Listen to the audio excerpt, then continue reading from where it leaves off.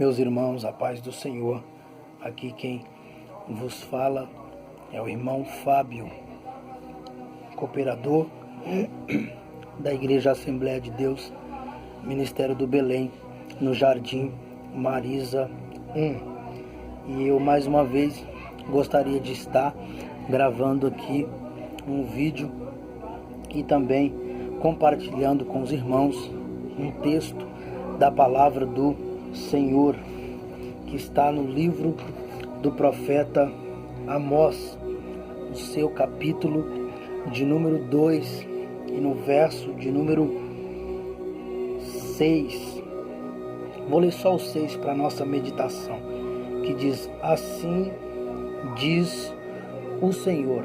Quem está falando é o Senhor por intermédio do profeta Amós.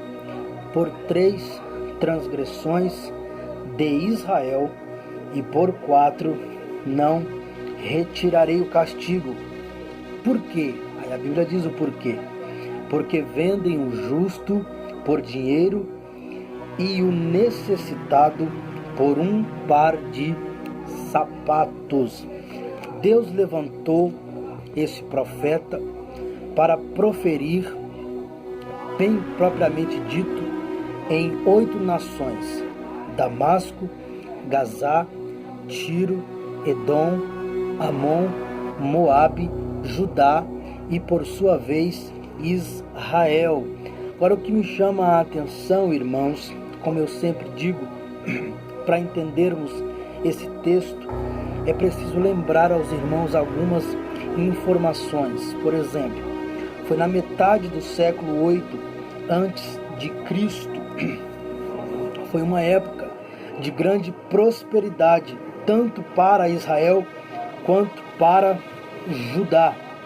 A história vai dizer para nós que sob o domínio de Jeroboão II, Israel havia atingido novos auges e reconquistados algumas conquistas, como por exemplo, Israel havia conquistado novamente o controle das rotas internacionais do comércio, a rodovia do rei através da Transjordânia e também o caminho do mar através do vale de Jezreel, ao longo da planície da costa. Então, de acordo com 2 Reis, capítulo 14, e o verso de número 25, 2 Reis 14 e 25, ele restaurou as fronteiras de Israel, desde Lebo Ramate ao norte, até o mar de Arabá, que era o mar morto ao sul. E Judá, por sua vez, sob o domínio de Uzias, reconquistou Elate, que era o porto marítimo de Acabá. E a história diz que ele expandiu até o sudeste à custa dos filisteus. Então, perceba-se aqui, os irmãos, que tanto Judá quanto Israel havia atingido novos auges políticos e militares, mas a situação religiosa é que estava fraca o tempo todo, colocando em xeque a sua espiritualidade. Por que, irmão Fábio, você diz isso? É simples, porque a história vai dizer para nós que, número 1, a idolatria havia generalizado.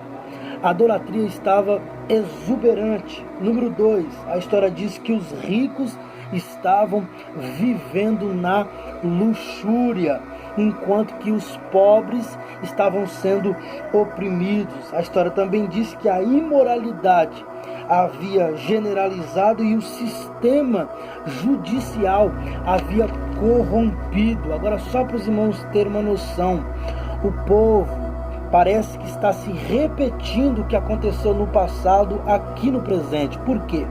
Porque o povo interpretava sua prosperidade como um sinal da bênção de Deus sobre eles.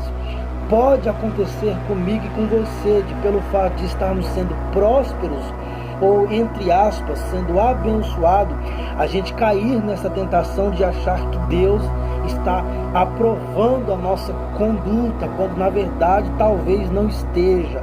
Então, a tarefa do profeta Amós era muito simples, era entregar essa mensagem de que Deus estava descontente com a nação.